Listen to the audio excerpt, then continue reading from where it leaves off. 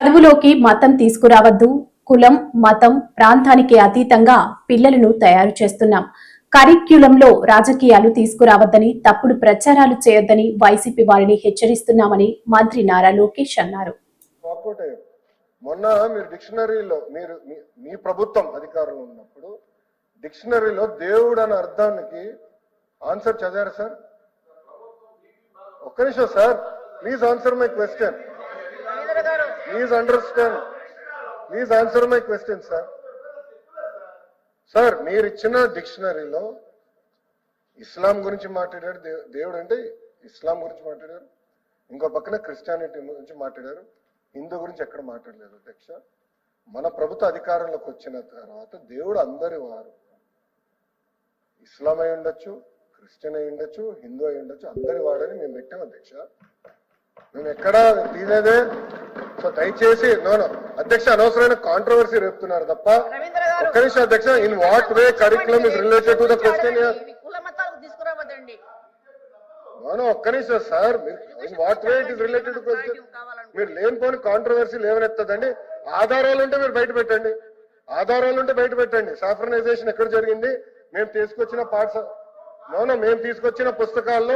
మేము తీసుకొచ్చిన పుస్తకాలు కులాలు, మతాలు, ప్రాంతాలు అతీతంగా పిల్లలకి బాగా చదవాలనేది మా లక్ష్యం అండి. మేము ఇస్తున్నాం. మా డిక్షనరీ అంటే మీకు తీసుకొస్తాం, మీరు చదవండి. దేవుడు అన్న పదం నేను ఇప్పుడు తెప్పిస్తాను డిక్షనరీ. కనీసం సార్, దేవుడు అన్న పదానికి మేము తీసుకొచ్చిన అర్థం ఏంటి, మీ ప్రభుత్వం తీసుకొచ్చిన అర్థం ఏంటి కూడా డిస్కస్ చేద్దాం హౌస్ లో. మళ్ళీ ఆ రోజు ఎందుకు మీరు వాకౌట్ చేశారు స్వామి? ఆ రోజు మీరు ఎందుకు వాకౌట్ చేశారు స్వామి?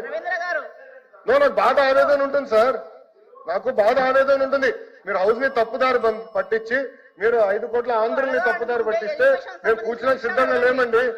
మేము కూర్చున్నాక సిద్ధంగా లేము. You withdraw that statement, I will sit, I have no problem. Saffronization జరగట్లేదు. I want be very clear. మేము సాఫ్రనైజేషన్ ఎక్కడ చేయట్లేదు. దేవుడికి మీరు ఇచ్చిన అర్థం ఏంటి, మేము ఇచ్చిన అర్థం ఏంటి చాలా స్పష్టంగా I'm ready to debate.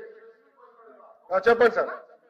As denounced by the BJP government at the center, are you willing to accept it? Sir, ఒక్క నిమిషం. NEP, sir, education first is a concurrent subject. First అది తెలుసుకోవాలి మనం. ఒక్క నిమిషం కూర్చోండి. It is a concurrent subject. It is advisory in nature. We will choose based on local conditions. I have right to choose. Government has right to choose. Local conditions బట్టి మేము వెళ్తాం తప్ప మాకు ఏదో ఒక పాలసీ వచ్చింది అది మేము రుద్దాలంటే మేము చేయం. లోకల్ కండిషన్స్ ఏంటి, అవసరాలు ఏంటి, సంఘాలతో మాట్లాడాలి, ప్రజాప్రతినిధులతో మాట్లాడాలి. మేము అందరం మనం మీటింగ్ పెట్టుకున్నాం. 3-4 గంటల సేపు ప్రజాప్రతినిధులు అందరూ కూర్చొని మాట్లాడుకున్నాం. అదే చెప్తున్నా. మీరు అనిన గౌరవ సభ్యుడు మీరు అడిగింది సాఫ్రనైజేషన్ అన్న పదం మీరు వాడారు, అది నేను ఒప్పుకోవట్లేదు. కావాలంటే సార్ డిక్షనరీ ఒకసారి తెప్పించండి, నేను డిక్షనరీ చదివి చెప్తాను. మీరు ఇచ్చిన డిక్షనరీలో అర్థం ఏముందో, మేము ఇచ్చిన డిక్షనరీలో అర్థం ఏముందో, let us debate in this house. It is very important to debate in this house. Sir, మీరు ఇచ్చిన పుస్తకాల గురించి చెప్తున్నాను సార్. తీయండి సార్.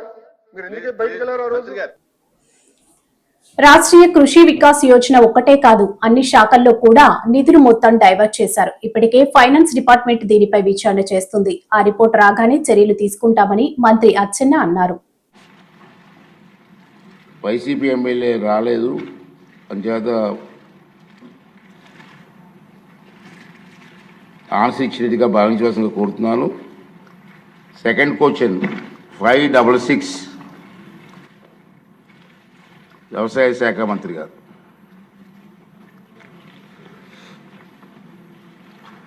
అధ్యక్ష, ఏ ప్రశ్నకు సమాధానం? అన్ని సౌకర్యాలను కల్పించిన మొత్తం 340 సంచార వాహనాలను టాటా మోటార్స్ లిమిటెడ్కి చెందిన వాటిని 2 దశల్లో కొనుగోలు చేయడమైంది. బి ప్రశ్నకు సమాధానం పరికరాల ఖర్చులు, వాహన కొనుగోలు వ్యయం మరియు ఫ్యాబ్రికేషన్ ఖర్చుల్లో చేర్చబడినవి.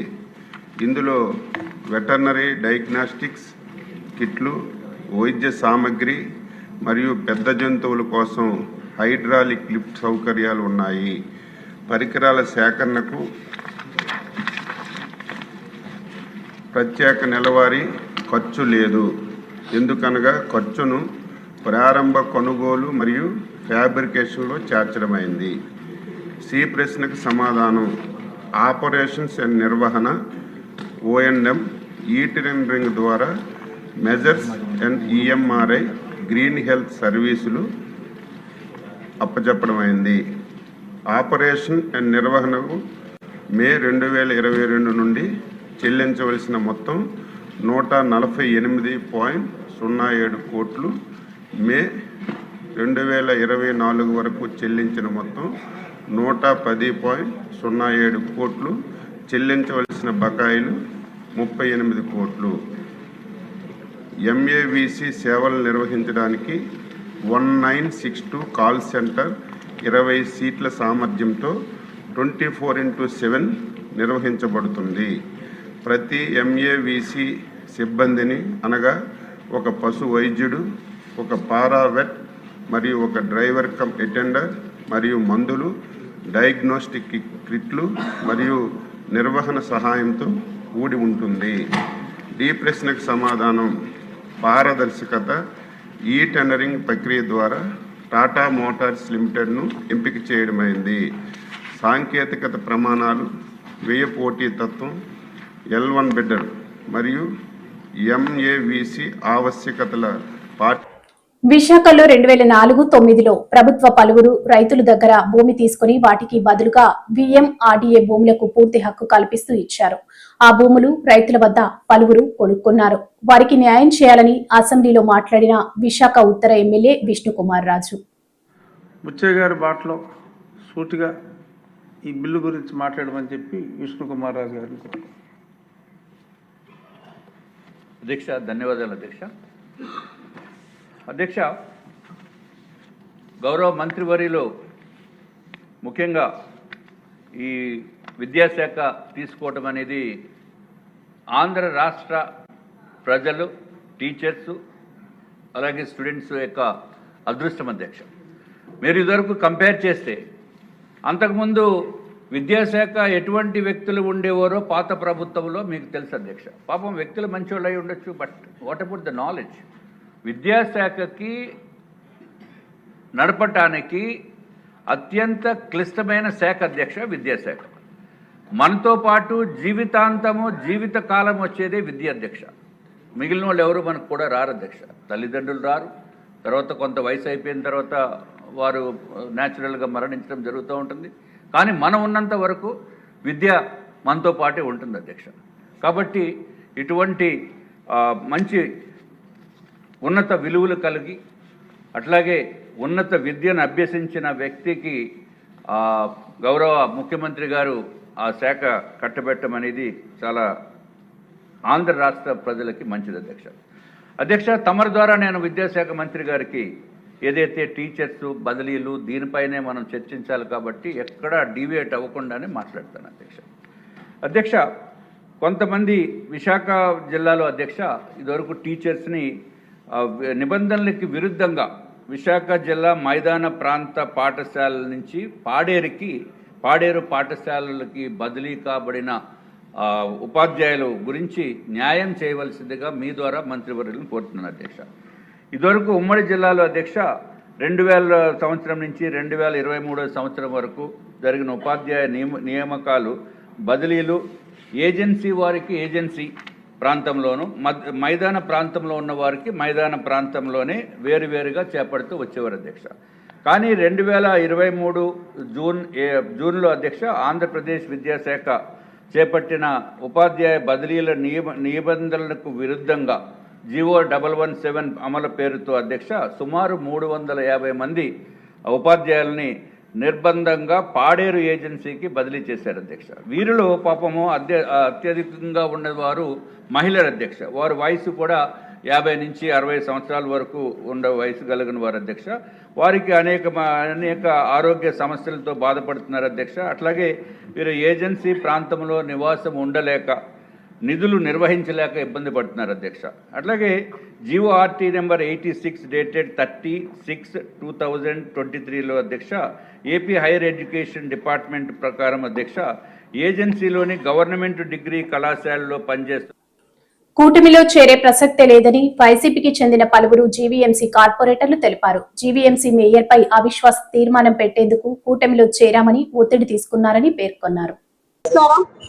మరి ఈరోజు వైసీపీ పార్టీలో మాకు ఇంత గౌరవం దక్కింది. మరి మాకు చాలా మంది ప్రబలం చేస్తున్నారు, పార్టీ మారిపోమని బెదిరిస్తున్నారు. ఎంతమంది మమ్మల్ని బెదిరించినా, ఎంతమంది మమ్మల్ని రిక్వెస్ట్ చేసినా మా పార్టీ వైఎస్ఆర్ పార్టీ, మా నాయకుడు వైఎస్ జగన్మోహన్ రెడ్డి గారు మరి మాకు వైసీపీలో రాగానే మాకు గౌరవం దక్కింది. కార్పొరేటర్ గా మాకు అవకాశం వచ్చింది, గెలిచాము. అలాగే ఈ రోజు మా ఈస్ట్ లో ఉత్తరాంధ్ర జిల్లాకి సంబంధించినటువంటి కోఆర్డినేటర్ గా కురసాల కన్నబాబు గారిని నియమించారు. అలాగే వైఎస్ఆర్సీపీ పార్టీ జిల్లా అధ్యక్షులుగా మరి అమర్నాథ్ గారిని నియమించారు. అలాగే బొత్స సత్యనారాయణ కూడా మాకు అండగా ఉన్నారు. మరి ఈ రోజు మా వైజాగ్ లో ఇంతమంది మంచి నాయకుల్ని జగన్మోహన్ రెడ్డి గారు మాకు అందించినందుకు, వాళ్ళు మాకు ఇచ్చినటువంటి హామీల ద్వారా ఇదే వైసీపీ పార్టీలో మేము ఉండి జగన్మోహన్ రెడ్డి గారికి మా ద్వారా, మా యొక్క కార్యకర్తల ద్వారా, మా కార్పొరేటర్లు అందరికీ కూడా, అలాగే మా సమన్వయకర్తలు అందరూ కూడా కలిసిమెలిసి ఉండి మరి వైసీపీ నెక్స్ట్ రాబోయేటువంటి రోజుల్లో అత్యున్నతమైన స్థానాన్ని వైసీపీ జెండా మళ్ళీ ఎగరేసి జగన్మోహన్ రెడ్డి గారికి ఒక ఉన్నతమైనటువంటి మరి అవకాశాన్ని మా వైజాగ్ లో చాటు చెప్పుకుంటామని ఈ యొక్క సందర్భంగా తెలియజేసుకుంటున్నాను. అలాగే ఈ రోజు మా ఇన్ఛార్జ్ అయినటువంటి కురసాల కన్నబాబు గారు ఒక మాట అన్నారు, నేను మీలాంటి నాయకుడినే, మీ పక్కనే మీతో పాటు కలిసి తిరిగి ఆ స్థానం నుంచే వచ్చాను అనే మాట మాకు వైసీపీలో మరికొంత ఉత్సాహాన్ని కలిగించింది. ఈ ఉత్సాహంతో ఇదే పార్టీలో జగన్మోహన్ రెడ్డి గారికి అండగా ఉంటామని మా కార్పొరేటర్లు అందరూ కూడా ఒకే మాట మీద ఉండి మేయర్ స్థానాన్ని మేము దక్కించుకుంటామని, ఉన్నటువంటి మేయర్ స్థానాన్ని కాపాడుకుంటామని ఈ యొక్క సందర్భంగా తెలియజేసుకుంటున్నాం.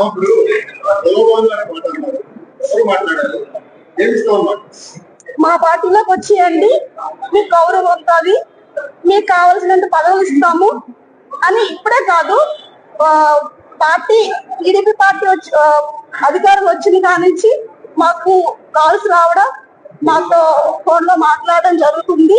అలాగే జనసేన పార్టీ నుంచి కూడా రావడం జరిగింది. కానీ ఏది ఏమైనప్పటికీ కూడా మాలాంటి మహిళలకు ఒక స్కూల్లో చెప్తున్నటువంటి టీచర్లు ఉన్నటువంటి మాకు రాజకీయంగా బయట ప్రపంచాన్ని మాకు జగన్మోహన్ రెడ్డి గారు చూపించారు. అతని యొక్క అడుగుజాడల్లో వైసీపీ ప్రభుత్వంలో అదే పార్టీలో మేము ఉంటామని ఈ యొక్క సభముఖంగా తెలియజేసుకుంటున్నాము. ఏదైనా సరే పార్టీ మారేది లేదు. కాకపోతే అది పాలవ్యాపారం. పార్టీ ఏదైనా అవకాశం లేకపోతే ఇంకా 2 ఆవులు కొనుక్కొని బతుకుతాం తప్ప పార్టీ. వైసీపీ హయాంలో జరిగిన అవినీతిపై విచారణ చేయాలని గాజువాక ఎమ్మెల్యే అసెంబ్లీలో కోరారు. అసెంబ్లీలో పల్లా శ్రీనివాసరావు మాట్లాడుతూ పేదలకు ఇచ్చిన ఫ్లాట్లపై కూడా ఎంక్వైరీ చేయాలని కోరారు. ఈరోజు మళ్ళీ అదే విధంగా నరేంద్ర మోడీ గారు, ఎవరైతే ఎర్రంనాయుడు గారు వాళ్ళు అబ్బాయి ఉన్నారో రామ్మోహన్ గారు, అలాగే ఎంవిఎస్ మూర్తి గారు మనటువంటి ఎంపీ గారు ఉండి ఆ రోజు ముఖ్యమంత్రిగా చంద్రబాబు నాయుడు గారే ఉన్నారు. ఈరోజు కూడా ముఖ్యమంత్రిగా చంద్రబాబు నాయుడు గారు ఉండి ఆ ప్లాన్ను పరిరక్షించారు. ఈ సందర్భంగా నేను గాజువాక ప్రజల తరఫున, తెలుగుదేశం పార్టీ కుటుంబం తరఫున, నిర్వాసితుల తరఫున నేను చంద్రబాబు నాయుడు గారికి, పవన్ కళ్యాణ్ గారికి, బీజేపీ మోడీ గారికి నాయకత్వానికి ప్రత్యేకంగా నేను ధన్యవాదాలు తెలియజేస్తున్నాను.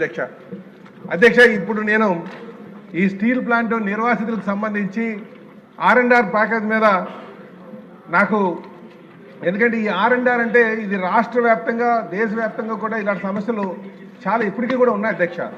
అందుకనే వీటి మీద కొంచెం మాట్లాడాల్సినటువంటి అవసరం ఉందని చెప్పేసి ఈ ప్రశ్న వేయడం జరిగింది.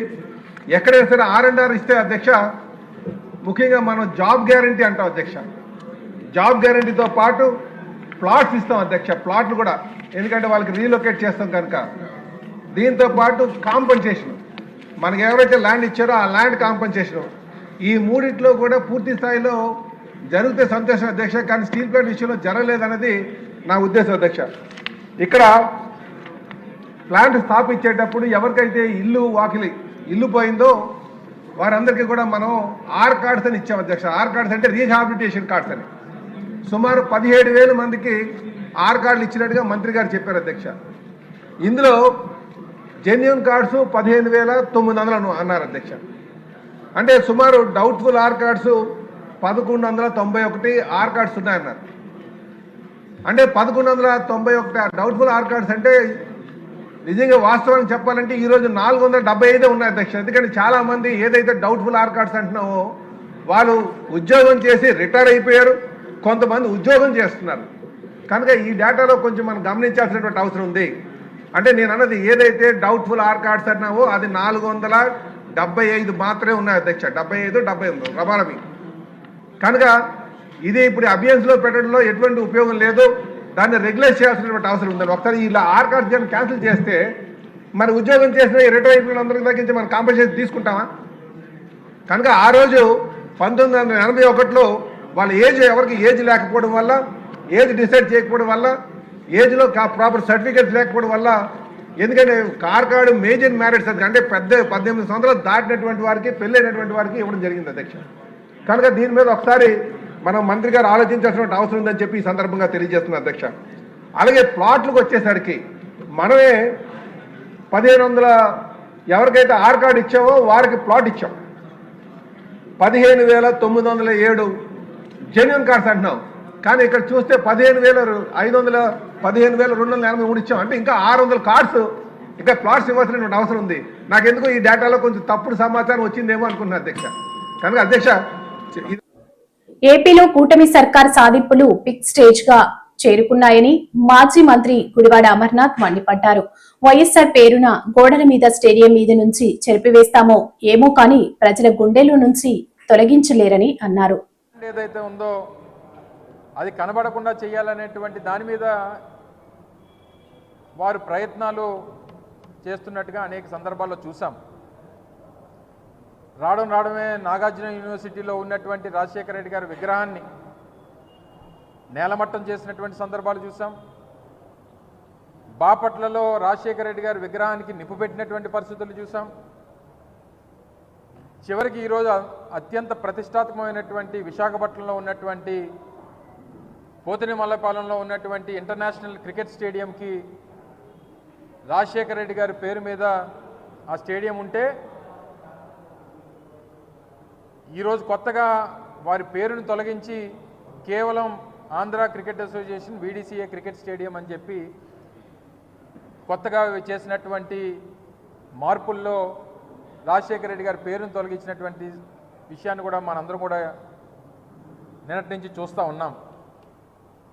మీరు రాజశేఖర రెడ్డి గారి పేరుని గోడల మీద చెరిపేయవచ్చు, లేకపోతే రాజశేఖర రెడ్డి గారి పేరుని విశాఖపట్నంలో సీతకొండని ఆ రోజు వైఎస్ఆర్ కాంగ్రెస్ పార్టీ ప్రభుత్వంలో అభివృద్ధి చేసి అక్కడ వైఎస్ఆర్ గారి పేరు మీద వ్యూ పాయింట్ని ప్రారంభోత్సవం చేస్తే అక్కడ రాజశేఖర రెడ్డి గారి పేరుని చేర్పేయచ్చు, లేదా హెల్త్ యూనివర్సిటీకి పెట్టినటువంటి రాజశేఖర రెడ్డి గారి పేరుని చేర్పేయచ్చు. కానీ ప్రపంచంలో ఉన్నటువంటి తెలుగువారి గుండెల్లో ఉన్నటువంటి వైఎస్ఆర్ పేరుని చెరిపేసేటువంటి ఆ అర్హత కానీ చెరిపేసేటువంటి స్థాయి కానీ ఈరోజు ఈ కూటమి పార్టీలకి లేదు అనేటువంటి విషయాన్ని ఈ సందర్భంగా తెలియజేస్తూ ఉన్నాం.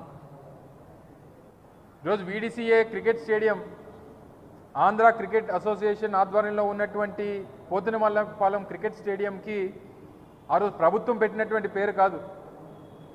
ఆ రోజు ఉన్నటువంటి ఆంధ్ర క్రికెట్ అసోసియేషన్ అధ్యక్షులుగా ఉన్నటువంటి గోకరాజు గంగరాజు గారు, లేదా ఆ రోజు ఉన్నటువంటి కమిటీ 2009 సెప్టెంబర్లో ఆ రోజు రాజశేఖర రెడ్డి గారు హఠాత్తుగా మరణిస్తే తక్షణమే ఆ రోజు నిర్మాణంలో ఉన్నటువంటి లేదా ఆ రోజు నూతనంగా నిర్మించినటువంటి ఆ స్టేడియంకి రాజశేఖర రెడ్డి గారి పేరు పెట్టాలని చెప్పి వారు నిర్ణయం తీసుకొని పెట్టినటువంటిది. దాన్ని ఏ హోదాలో తొలగించారు, ఎందుకు తొలగించారు, లేదా పేరు చూస్తే మీకు ఏమైనా భయమా? వైఎస్ఆర్